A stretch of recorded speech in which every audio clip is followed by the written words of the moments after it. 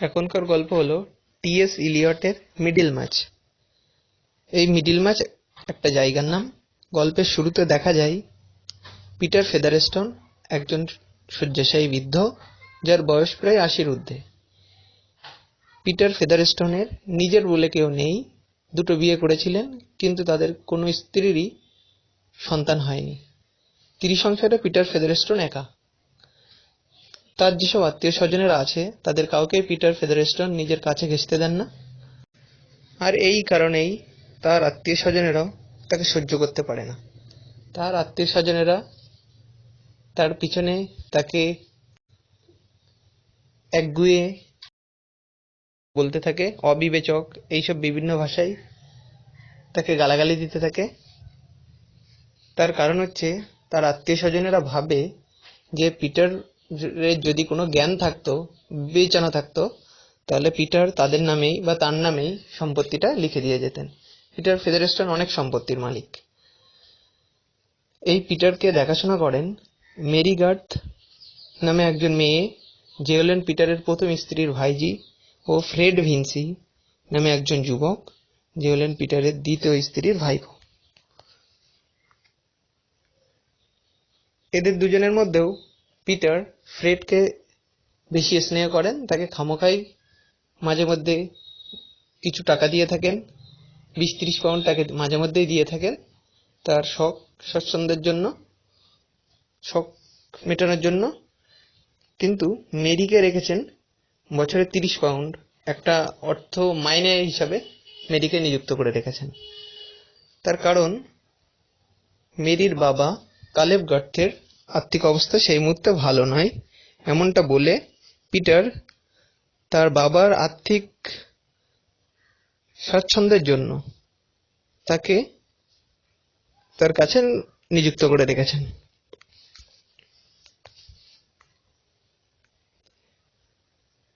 পিটারের একবার খুবই অসুস্থ। তখন পিটারের ভরসা, তাকে যদি ডক্টর লিডগেট দেখেন। এই লিডগেট হলেন একজন তরুণ ডাক্তার, যিনি মিডল মার্চের লোক নন, কিন্তু মিডল মার্চে তিনি নূতন দেখা শুরু করেছেন।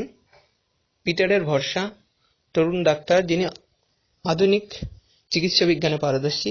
তিনি যদি পিটারকে দেখাশোনা করেন, চিকিৎসা করেন, তাহলে পিটার সুস্থ হয়ে উঠবেন।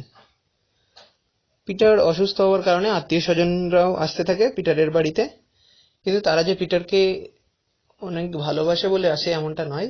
তারা পিটারের শেষ মুহূর্তে যদি সামনে যেয়ে কিছু সম্পত্তি পাওয়া যায়, এই কারণেই তারা পিটারের বাড়িতে আসতে থাকে। তো পিটারের একটা ভাই আছে যার নাম জন ফেদারস্টোন এবং বোন মিসেস ওয়াল।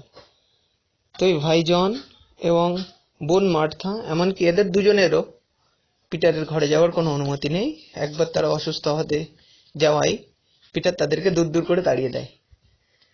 তবুও তারা এসে নিচে অপেক্ষা করে পিটারের অসুস্থতার সময়ে। পিটার অসুস্থ হওয়ায় এমন একদিনে লিডগেট এলেন, এবং লিডগেট যখন দেখে পিটারকে বেরিয়ে যাচ্ছেন, তখন পিটারের ভাই জন এবং বোন মার্থা এসে জিজ্ঞাসা করলেন যে রোগীর অবস্থা কেমন। তখন লিডগেট এমনভাবে মাথাটা নাড়ল, যেটাকে হ্যাঁ ধরে নিলে হ্যাঁ আর না ধরে নিলে না। কিন্তু সেটা থেকে জন বুঝলেন যে পিটারের অবস্থা ভালো, আজকে আর কিছুই হচ্ছে না। তখন পিটারের ভাই জন বোন মার্থাকে বললেন যে আজ রাতে আর কিছু হবে না, বলে তারা সেখান থেকে চলে গেলেন তাদের বাড়িতে।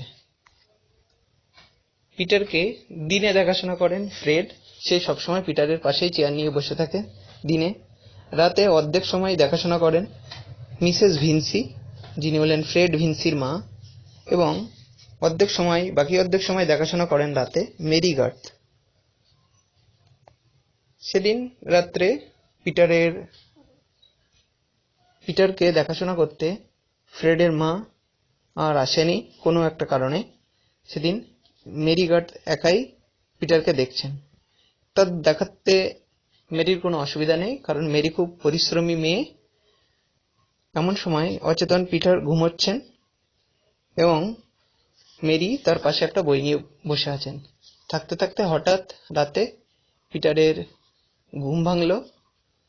মেরি এগিয়ে গেলেন এবং তাকে কিছু দিতে চাইলেন, কিছু খাওয়াতে চাইলেন, কিন্তু পিটার তখন বললেন মেরিকে যে তার নিচ থেকে, তার কাছে থেকে একটা বাক্স বার করে তার থেকে একটা চাবি বার করে দিলেন, দিয়ে মেরিকে বললেন সিন্দুকটা খুলতে।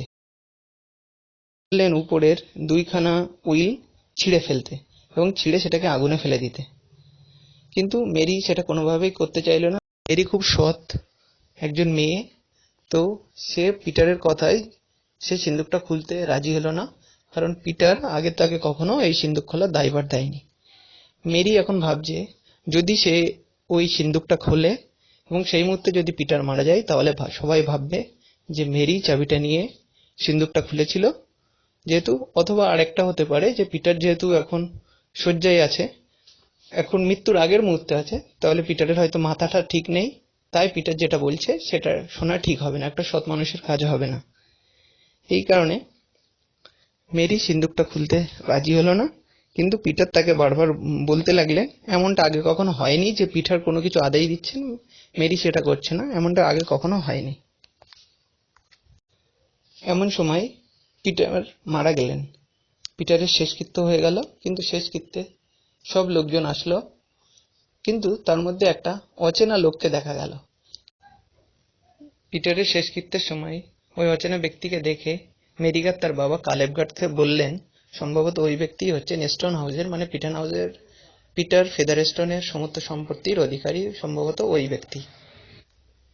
স্টোন হাউসের দারোয়ান স্যামুয়েলও চুপি চুপি কাউকে জানালো যে সেও ওই ব্যক্তিকে গত বছর স্টোন হাউসে কয়েকবার আসতে দেখেছে। সে রাত্রে আসতো, এসেই পিটারের ঘরে সোজাসুজি চলে যেত। পিটারের নির্দেশ ছিল এই কথা কাউকে না জানানোর, যে পিটার আসলে সম্পত্তিটা কাকে দিয়ে গিয়েছেন। পিটার ইঙ্গিতে বুঝিয়েছিলেন যে তার ওই সম্পত্তির মালিক হবেন ফ্রেড ভিনসি। তবুও তার আত্মীয় স্বজনেরাও দেখতে চায় যে তাদের নামে কোনো কিছু অংশ অন্তত উইল করা আছে কিনা, বা ভৃত্যদের নামে আছে কিনা। কিন্তু পরের দিন যখন দুপুরে উকিল স্ট্যান্ডিশ আসলো, তখন সবার লক্ষ্য তার দিকে, এবং সেখানে তিনি উইল পড়ে দেখলেন যে ভৃত্যদের প্রাপ্যগুলো যথাপূর্ব ঠিক আছে। মানে পিটার আগে উইল করেছিলেন ফ্রেডের নামে দেওয়ার জন্য, তারপরে আবার উইল করেছেন যেখানে তিনি ফ্রেডকে না দিয়ে অন্য কাউকে দিয়েছেন। যখন উইলটা পড়লেন, তিনি দেখলেন সম্পত্তির যেটা ফ্রেড ভিনসিকে দেওয়ার একটা কথা ছিল, তিনি সেটা দিয়েছেন 30 বছরের জোশুয়া রিগকে। এই জোশুয়া রিগ হলেন ফ্রেড ভিনসির পুত্র, কিন্তু জোশুয়া রিগের মা পিটারের বিবাহিত স্ত্রী ছিলেন না।